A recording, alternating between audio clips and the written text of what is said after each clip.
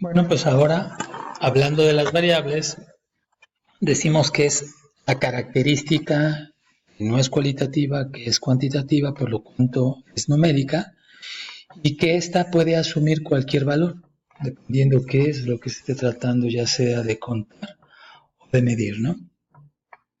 Y hablando de la estadística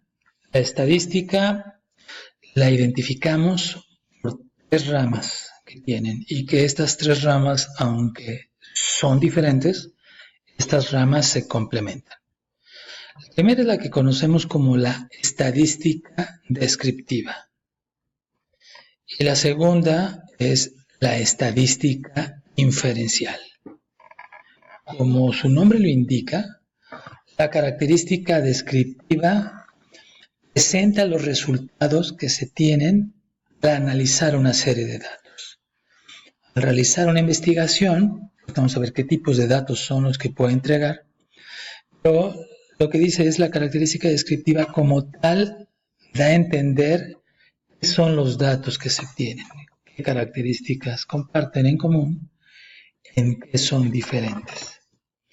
Mientras que la estadística inferencial sobre los resultados y sobre las probabilidades que se muestran, obtiene conclusiones que pueden aplicar a la población. Como su nombre lo indica, infiere, supone, asume que lo que se observó en una población pudiera ser un comportamiento, lo que se observó en una muestra pudiera ser un comportamiento que se observa en toda la población. Y la tercera herramienta o el tercer tipo es la probabilidad. Entre la estadística descriptiva y la estadística inferencial, la probabilidad juega un rol muy importante porque las une, ya que tenemos los datos que proporciona la estadística descriptiva, la probabilidad hace un análisis mayor de estos. Precisamente para que la probabilidad se relaciona con la estadística inferencial, ya que la probabilidad parte de la población hacia la muestra. Al analizar los comportamientos de la población, se ve que estos comportamientos pueden manifestarse en un grupo más pequeño. Como lo vimos en la lámina anterior, la probabilidad está en la mitad de la estadística descriptiva y la estadística inferencial. Y por otro lado, la estadística inferencial asume que teniendo datos o comportamientos observados en un grupo pequeño de datos, en una muestra o en un experimento, estos pueden presentarse completamente en la población. Y también tenemos que la estadística va a analizar y presentar esos datos a través de dos formas. La primera forma es a través de los métodos gráficos, ¿sí? Y la segunda forma es a través de métodos numéricos. Dentro de los primeros métodos, que ya los pudimos identificar por la lámina, son los histogramas, diagramas de caja, gráficas de punto y líneas de tendencia, que todos en alguna ocasión los hemos obtenido. Cuando analizamos datos, presentamos algún reporte, sobre todo cuando hacemos algún análisis. Mientras que los métodos numéricos tenemos viene siendo el mínimo, máximo, el rango, la media, mediana, moda, desviación estándar, varianza, coeficientes de correlación. Generalmente los vamos a obtener a través de una fórmula, ¿sí? Son números que se derivan igualmente del análisis de los datos. Estos dos métodos son complementarios. La presentación no es que me guste a mí que me lo den solamente numérico. Un método gráfico puede ser muy útil porque podemos ver ya dijimos, alguna tendencia, podemos ver alguna inclinación de las respuestas o de la investigación, mientras que los métodos numéricos también nos dan un número que al compararse con otros o aplicarse en algunas fórmulas permite ampliar la información que tenemos. Sobre todo cuando empleamos el análisis, ocupamos algún equipo tecnológico, ya sea el mismo Excel o un Minitab o algún otro programa que hace análisis estadístico. No podemos sacar un escáner de una gráfica, sino tenemos que meter datos. Es lo que importa, ¿no?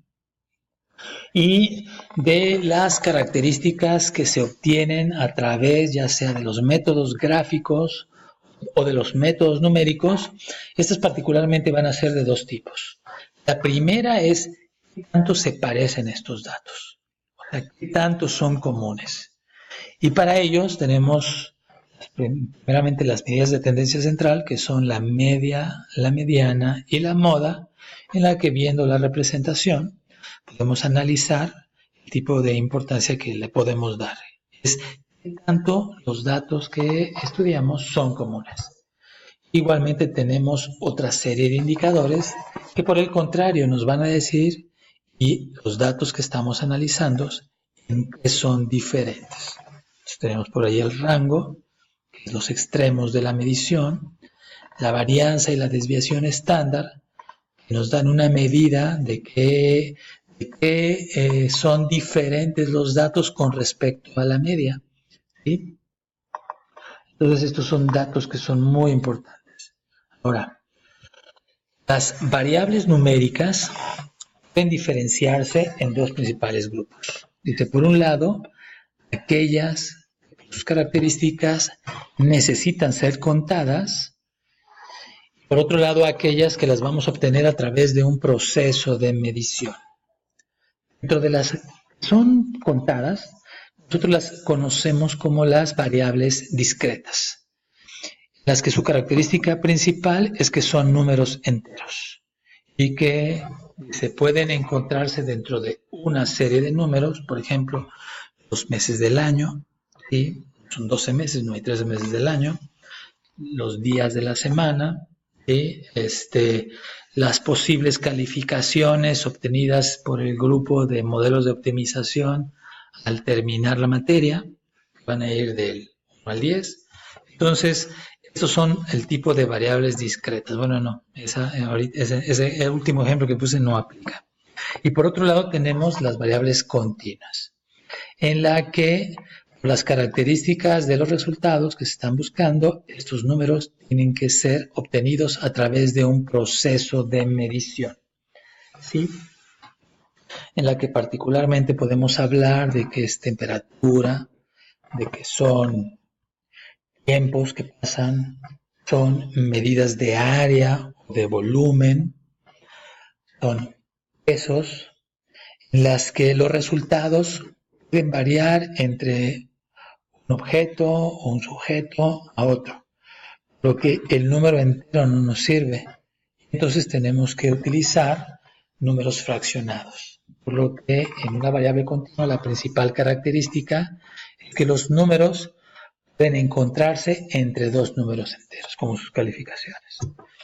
Por eso decía, no aplica al ejemplo anterior.